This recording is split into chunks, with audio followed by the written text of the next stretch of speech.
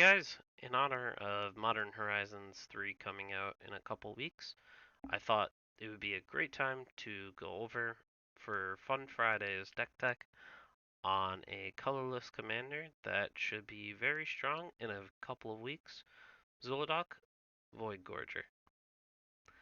With that being said, let's get into it. So Zhulodok I built very much around colorless Cascade and a lot of things that allow you to ramp up to him very quickly. So Zhulodok is a 6 mana 7/5 that has colorless spells you cast from your hand with mana value 7 or greater have Cascade. So, some of the cards that we have in here is we have Ugin the Ineffable for a good cost reduction, Ugin the Spirit Dragon for board wipes.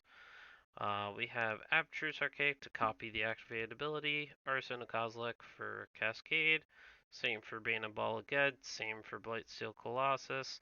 Conduit of Ruin is a tutor and eventually also a cost reducer as well. Desolation Twin is a Cascade trigger. Same goes for Emrakul, Promise End. Player of Loyalties, Hand of Emrakul, if that betrays Kozilek, Butcher of Truth. Kozilek, the Great Distortion, is card draw and counter magic. Same goes for Kozilek, but not the counter magic portion.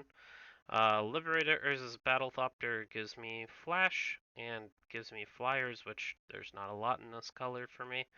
We have Matter Reshaper just for a little bit of card manipulation. Metalwork Colossus, he's practically free. Palladium Mirror for ramp. Pathrazer Villamog for Cascade. Reality Smasher just for Eldrazi. Skittering Cicada is a game ender. Sojourner's Companion usually is free and is a Cascader. Thought-Knot Seer is very good for going after my opponents that I'm afraid of and hitting a card in their hand every time. Ulamog, Ceaseless Hunger. Cascade and its removal as well. Same goes for Ulamog the Infinite Gyre. Ulamog's Crusher's here for Cascade. Void of Winnower slows the game down and hopefully allows me to end it. For sorceries, we have All is Dust just to have a little bit of board control, and it doesn't affect me at all. Calamity of the Titans, which exiles creatures, so it's one of the best board wipes if I'm behind. Rise of the Eldrazi is an extra turn effect and card draw, and it can't be countered in colorless. Very good. Skittering Invasion is just good ramp, and it allows me to Cascade as well. Desecrate Reality, it's another board wipe. We're trying to run as many as we can in here to control the board if we can. Not of this world, it's the only counterspell we decided to run of the two options that we have currently. The Scour from Existence is removal and Cascade. Titan's Presence, it's not the greatest, but it's one of the best low-costing removal spells. Now we're going to move into our artifact package, which has one infinite combo with the Basalt Monolith, which we will touch on when we get there. Basalt Monolith here for ramp. Chamil is here for discovering and uncounterable spells. Commander's Plate gives me protection from each color. Darksteel Monolith allows me to cast something for free from my hand each turn. Everflowing Chalice, Mana Rock, Expedition Map. It tutors out one of the few lands that I want to grab. We have Felwar Stone here as well, which taps for mana.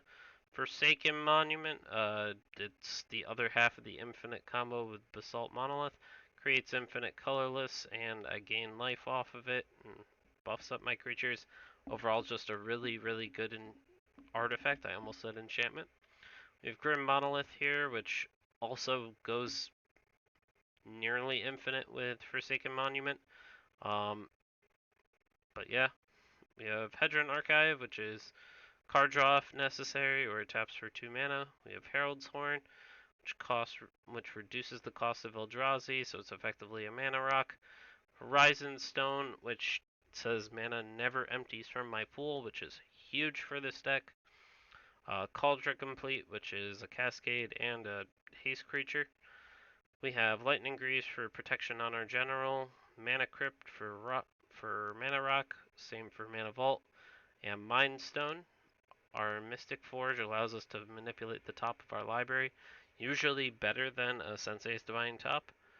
We have Palantir of Orthanc, and this is good card draw, and eventually, if someone really wants to take the gamble, they will probably take a lot of damage. Portal to Phyrexia, it's one of the most unexpected spells that you cast, and everyone just groans whenever they see this. It controls the board very well. Relic of Progenitus, it's strangely enough a very good uncommon to run this deck. Controls the graveyard and keeps our matchup against graveyard decks not as terrible as we would like it to be. Soul Ring for mana ramp, Spine of Ishsav for some more removal, and it's good recursion. Comes with a Cascade as well. Can never complain. The One Ring, good card draw. It's one of the best card draws in the deck. Thought Vessel for no max hand size. It's one of the only ones in the deck, and some mana ramp. Thran Dynamo for mana ramp, and Urza's Incubator for the same purpose. Vanquisher's Banner is good card draw. Warm Power Stone is mana ramp on the following turn. For our lands in colorless, I tried to focus on a good split between focuses on scrying and focuses on tapping for extra mana. Note that this is not entirely updated yet, and we do still need to add in Galfrey Council Chamber, which enters the battlefield and you can surveil one, which is one of the best lands that still needs to go into this deck. Do actually have it right in my hand, I just haven't actually put it in the deck just yet. For our lands that tap for extra mana, we have Ancient Tomb, we have Eldrazi Temple, Ayavukin kind of. We have Guildless Commons, which is probably one of the worst tap lands, which is probably what's going to get cut. We have, let's see, Gate Wreckage. We have Shrine of the Forsaken Gods, Temple of the False Gods. We have Urza's Mine, Power Plant, and Mine, Power Plant, and Tower. And those are all the lands that tap for extra mana. Every other land in the deck is here just to have some form of ETB value, or it gives it an ability that does something that is good for me. So for Arcane Lighthouse, here's Lose Hexproof and Shroud. This draws me a card, this destroys things, this draws a card, this brings something back, this scries a card, this is just indestructible. This just makes things cost less, so it's kind of tapping for 2 in a way. This creates a zombie, this draws a card, this destroys a land. This is a creature land. This is a no max hand size land. This just says one of my creatures that are gonna hit for like 15 damage ensures that it hits for 15 damage. This is a tutor. This is a graveyard hate. This is draw a card. We've got another scry land. This gains life. This creates treasures if necessary. Saga tutors for something that I want on the field. It also creates constructs. We have Wasteland here. Comes up as Valley. It's more land destruction. This draws a card. This doesn't do anything. We have Winding Canyons here.